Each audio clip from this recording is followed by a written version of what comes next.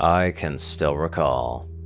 EOF 54, from the Annals of Princess Twilight Sparkle. On the outskirts of Ponyville sits a decrepit wooden house. It's nothing fancy, just a wooden cottage once built of fine logs, now rotting away. The hill, no longer maintained, is overgrown with weeds and brambles from the nearby encroaching everfree forest. The insides have been untouched for a decade now, tables and chairs covered in dust with cobwebs within the little breakfast nook. Against the walls rest the remains of an old sofa, now just springs and wilted vinyl. All over, twigs, rotting nuts, and berries lay strewn about, with branches and hay scattered here and there, denoting the animals that once inhabited the small cottage. How long has it been since I last saw you? Sitting in the sunshine, wings spread in excitement as he held you. How long has it been since you left? My advisors keep saying to let go of the past and tear down that old house, to let both your memories rest in peace, but I just can't though.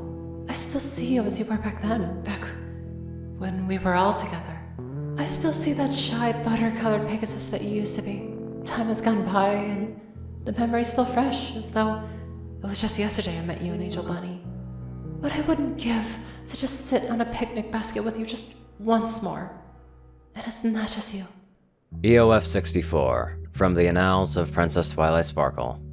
In the middle of Ponyville sits an old boutique. Surrounded by the shiny new apartments and department stores, it isn't much to look at nowadays. The once brilliant white paint with purple trim had long since peeled and dulled. Most of the windows are boarded up and the doors nailed shut. Some windows have been broken due to the local youth daring each other to go into the old haunted dress shop, as they say. The inside had not weathered time elegantly. Spray paint graced the interiors, while many of the vintage relics had been vandalized and broken. The old wooden stairway had held up remarkably well, and at the top sits 2 rooms. One had been ransacked beyond all recognition, but the others remained untouched, locked from the inside, courtesy of Twilight's magic. I often sit there on your magically preserved bed and think of you, of how you used to be. I can still see that proud unicorn who once owned this boutique. Your generous spirit and that smile. Even now, decades later, I can see you talking to customers, selling your couture. Couture. I only know that word because of you, you know. What would you say, seeing your fabled home in such disarray? I wonder sometimes what it would be like to order a dress from you just once more. I would gladly trade my entire kingdom just to hear you say darling again. EOF 74, from the Diary of Princess Twilight Sparkle. In the sky just off of Cloudsdale sits a house made of clouds. It drifts lazily just like Rainbow used to. The Wonderbolts had declared it a historical landmark, the home of a legend, they say. For the general public, it's strictly off limits, but Twilight knows that they use it to welcome their new recruits. Many nights you can hear drunken songs and rowdy applause coming from within the lower half. Even gone, Rainbow still gives inspiration to others. She supposes that Rainbow wouldn't want it any other way, would she? However, the upper floor is as untouched as the day you left.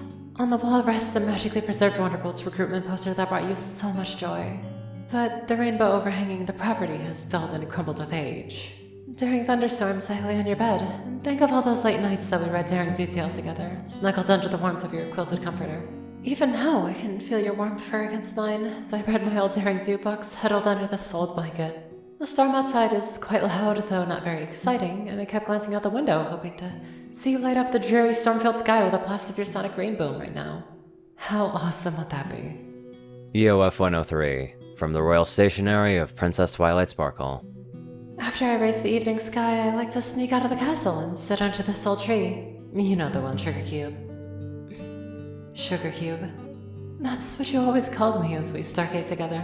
Glancing up in the silvery moonlight, I can see the plump apples and pears growing ever entwined. It's harvest time in Equestria, and your descendants are as hardworking as ever. What would you say if you could see your old homestead today? Nowadays, machines pick apples. Oh, the famous Sweet Apple Acre cider will make its rounds tomorrow with the running of the leaves. The citizens will swoon over the silken texture as that soothing sweetness of gala apples hits their gullets, with just a hint of sour Granny Smith to chase it down. The machines have made harvesting a breeze. No more pained hooves, no more backbreaking, and I suppose that makes it better, but some things simply can't be improved.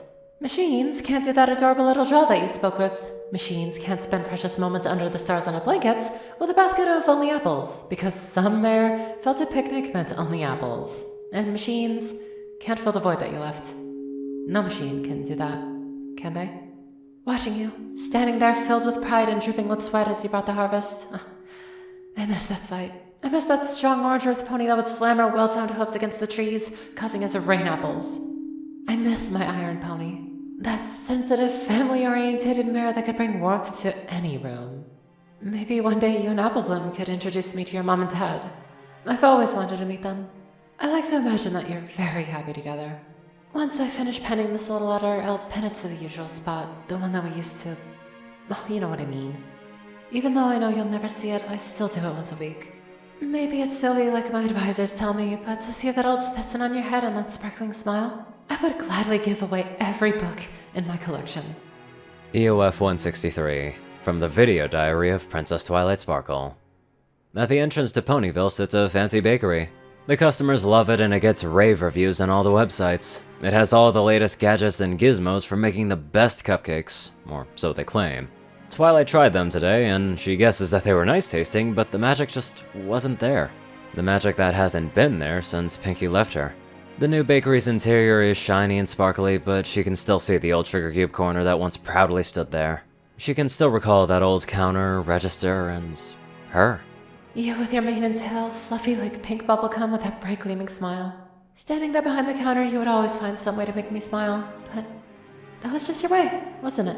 Cupcakes fresh and hot from the oven, made with love. I miss that. I miss that bubbly personality, that excitement. I miss you. Life as a royal is boring. Parties just don't pop up like they used to. It was always a bit more exciting with you around, and you certainly made every party memorable. And hey, Pinkie, when we see each other again, do you think I could finally try that chimichurri that you were always going on about? I keep hoping that you'll pop out of nowhere like always and answer me, but those days are long gone, aren't they, my party pony? EOF 1645, from the Royal Virtual Database of Princess Twilight Sparkle. I went to the royal auction today. My therapist said that maybe a new book would brighten my mood. Curse Starlight's descendant, she knows me too well. But I didn't get a book though. No, something else caught my eye, little brother. A genuine set of Ogres and Oubliettes, Series 3.5. It reminded me of you. I don't care what my advisor says. I didn't pay too much. Do you remember? I guess I would have to do a perception check to know, wouldn't I? Hey, what do you know? I'm 18. I guess you do.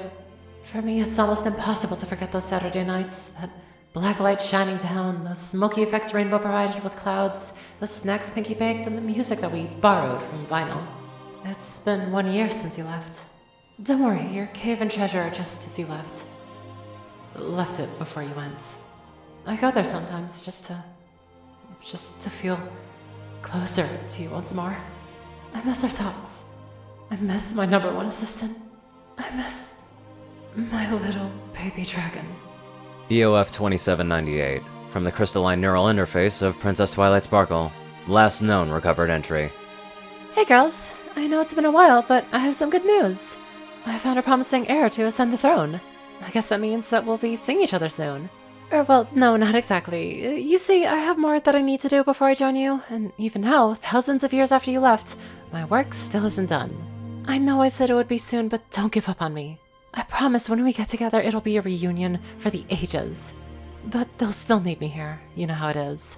Oh, please don't cry.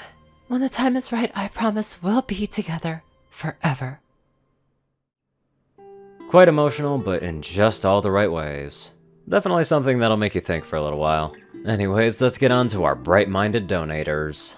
Top donators: TacoCat598, Peter Coulthard, J Tinman, Darkside, Gauntlet, and Only One Thing. Zar630, Strix, Rayden, Narwhals, Blackmoonheart, Drake Lovedragon, Pastel Skies, Austin Rolan, CrazyKiller557, Stu Hex, Will, Dospo, Madman Stan, Delta Omega, Jack Cadge, RuneScythe9852, Leslie Prickett, Hunter Norman, Stephen Bingham, LineGuy12, and many more amazing people. Thank you all so much for watching this video and live life to the fullest.